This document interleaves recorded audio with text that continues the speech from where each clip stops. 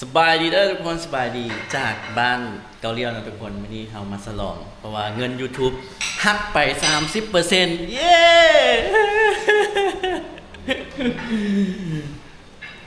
พอดีเงินเดือนออกนะทุกคน YouTube ออกแล้วก็เห็นว่ามันหัก 30%คนลาวจะหัก 30ถ้าเป็นคนไทยเป็นอย่างคนลาวจึงหักย้อนว่าสายสัมพันธ์การทูตการระหว่างประเทศลาวกับอเมริกามันบ่ดีถ้าเทียบกับไทยเนาะและ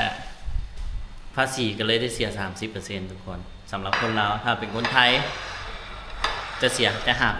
5% ถ้าเป็นคนอเมริกาได้ยินว่าเสีย 0% นี่เขาก็มาฉลองเพราะว่าอุกใจแต่ทุกคนเอ้ยสมมติเงินหาได้$100ไปแล้วไปให้เขาเลยฮักไปเลย30หาได้$200ก็ฮักไป60ละยากเนาะ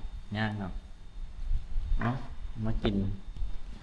มาฉลองเด้เพราะว่ามาตูดอ้ายเนาะเพราะว่าเงินกับบ่มีเด้มาตูดอย่างเดียวเมื่อวานเป็นตูดได้โซ บ่ก็มากินน้ำกันนั่นแหละเซียวเซียวเขาก็ซื้อมาอยู่กับบอแมนตูดเมิดเนาะเดี๋ยวเขาก็จิ้มด่าเขาเรา10 มื้อซื้อมาเทียเดียวแมน10 มื้อซื้อมาเทื่อนึงมื้อนี้เงินเดือนออกเด้ก็ซื้อมาเฮ็ดเมนูตีนไก่ทุกคนอันนี้เป็นเสฉวนเนาะแซ่บได้แฮ่นกินกับไวน์เด้ไวน์เพิ่นก็ไปตูดมาเขาก็มาตูดต่ออันนี้มักนัดกินกับไวน์เนาะอันนี้มันหยังวะเขาเอิ้นหยังสูตรหยังนี่ได้เบิ่งกันบ่เบิ่งกวงตุ้งแซ่บได้นี่บ่ได้คั่วนี่ต้มเอาพักอีหยังวะนี่ดอกกระเจี๊ยบหมากกระเจี๊ยบแซ่บได้นี่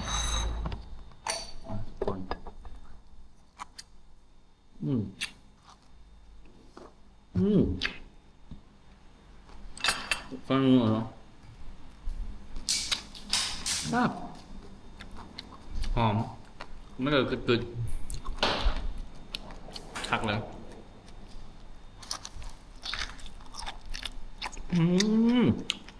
ก็ลองให้เบิ่งครับมีหอมกัวเจียวที่จะทำมันตีนครับในว่าชิบะไทยคลิปละชิบะไทยบ่ได้นะสึกหักไป30%หลายเลยทุกคน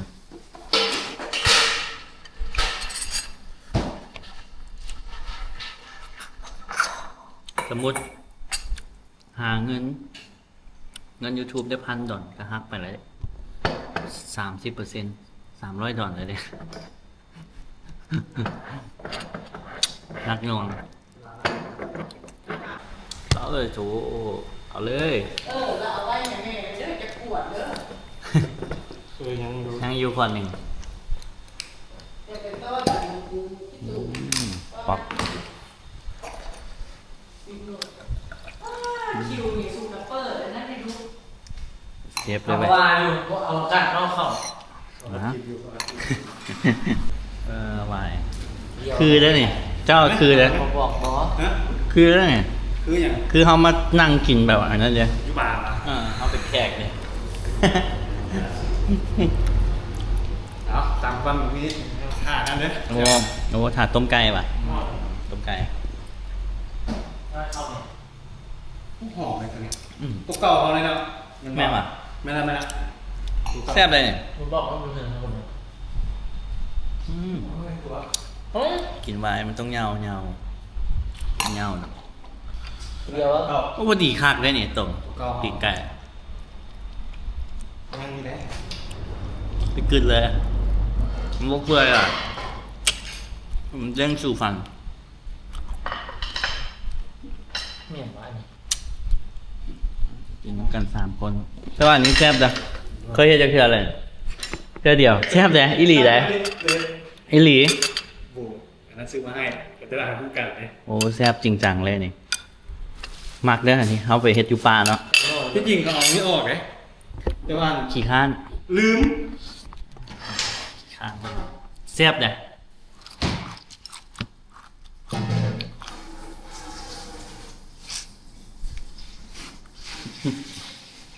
มันกระบอกซุกอันเนี่ยมันซุก เอาใส่น้ำบอมแกเพราะว่าเราน้ำหยิบเลยเราลวกน้ำหยิบบอกมันเลยไหน เกี่ยวพักนะตัวนี้อ่อนซ้ำแซ่บเลย ไอ้ให้ตัวกินที่ตัวนี้เพิ่งเลย อันนี้กลิ่นดิบกับวาซาบิเป็นกลิ่นถูกมั้ง เอาเลย ไฟผ้าเห็ดป่ะ กัดเอาปอกเลยนะ ไฟผ้าเห็ดป่ะ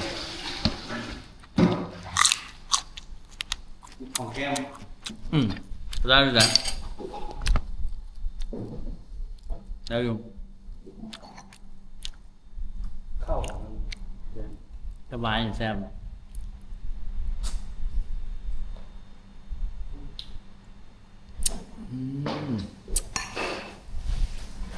ฟังเข้ามา ลูกหาแล้วล่ะ ไปอีกสิครับ ว้าเจ้าของบ้านโทรหากับพอแล้วติบอก ลูกหาแล้วโอ้ยเลย กลิ่น ออกมา คัดฟูดจริงๆจะซื้อโออิซีมาให้ยังจะซื้อมาให้ยังมากินป่ะผลไม้โอ้กินโออิซีเถอะดีแล้ว ดีแล้วพอกินต้ม อ้าว เหรอ nó khỏi sau là để อ้าวไม่ได้ออกมามั้ย một tỉnh cay อ๋อขับรถชวนเจ้าเลยกว่าเจ้ามันห่างที่ไหนห่างประมาณนี้ครับมาในตรง tỉnh cayไอ้ตรงอุตสาหะอาหารข้าง ตึ้งที่บ้านเลยเมื่อวานนี่นายตึ้งที่บ้านครับ นั่งมึงเจ๊บานโลก มือจะพลิกอยู่ในพวกมือ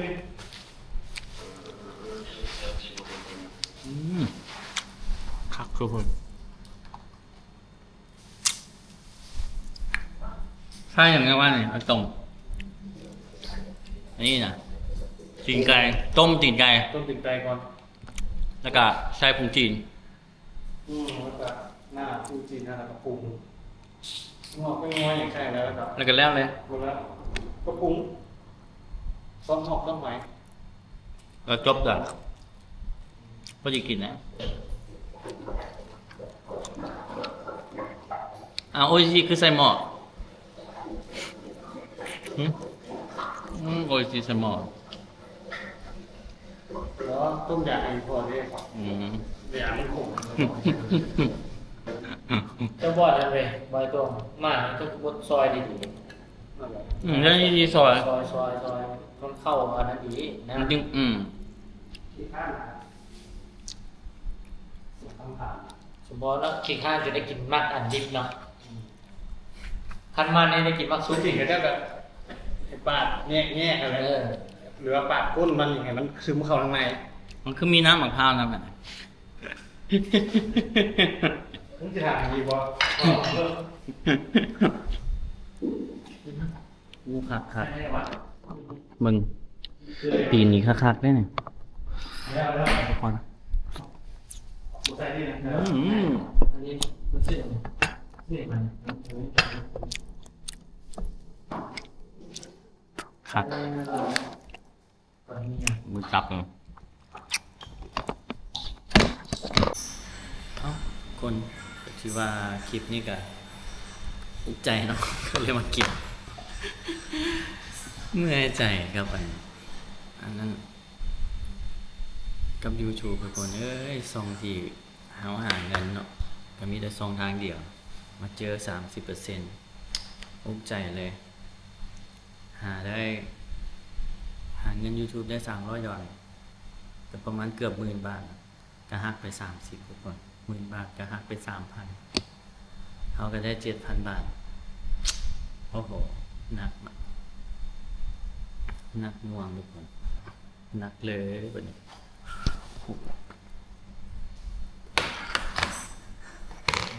ซิมไว้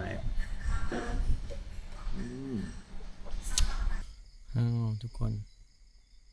พากันดื่มเนาะกันซึม ก็คลิปนี้ก็ที่ว่าจิบไวน์ก็บ่ได้จิบเลยก็เมาอยู่เลยกินคนเดียวเนาะกินไวน์แล้วก็ระบายความทุกข์โอ้ยบ่แม่นเนาะก็ห้ามแหละทุกคนภาษีมัน 30% เนาะมันก็เฮาหาได้ด้วยตัวเอง 100% แล้วต้องหักไปอีก30มันก็รู้สึกแบบเมื่อยเนาะทุกคนเฮ็ด YouTube มันก็เริ่มยากขึ้นก็หวังว่าทุกคนสิมักคลิปนี้แหละกบก็พยายามถ่ายเนาะไปหั่นไปนี่เฮ็ดนั่นเฮ็ดนี่เฮาก็ต้องถ่ายนะทุกคนคันบ่ถ่ายมันก็บ่ได้เด้มันสิขี้คร้านไปเฮาก็เอาแบบเบาสุขอินดี้เป็นไอดอลต้องถ่ายตอนนี้ก็ดึกแล้วได้นี่ 4 โมงแล้วทุกคนเอาเจอกันคลิปหน้าทุกคนขอพักผ่อนก่อนเนาะมื้ออื่นก็ถ้าเบิ่งติดตามเพราะว่าเราจะมีถ่าย MV เพลงใหม่แต่ว่ากรมหันลิปซิงค์น่ะมีแต่ไปเป็นผู้กำกับกับที่เจมส์เนาะที่เจมส์เป็นคนถ่ายให้ฝากติดตามเพลงใหม่ด้วยนะทุกคนเพลงให้เขามาแทนแล้วก็อีกเพลงใหม่1แล้วผู้ใดที่อยากช่วยก็กดไลค์กดแชร์ทุกคนเบิ่งโฆษณาจนเบิดหรือว่าผู้ใดต้องการซุปเปอร์แตงกันได้นะทุกคนหักไป30หนักเลยแต่บ่เป็นอย่างเนาะก็มีแต่ซูนิ้วกลางขึ้นแล้วก็ fuck is life บ๊ายบายทุกคนเจอกันคลิปหน้าเนาะโอ้ยซึมได้นี่ตาลอยนะบ่ไหวแล้วสิไปขอตัวอาบน้ำพักผ่อนก่อนนะทุกคนบ๊ายบายขอบใจทุกคนที่เบิ่งจนจบเนาะบ๊ายบายเด้อฮักทุกคนคอมเมนต์มาแน่นะทุกคนแล้วก็ขอบใจทุกคนที่คอมเมนต์มาขอบใจเด้อบ๊ายบาย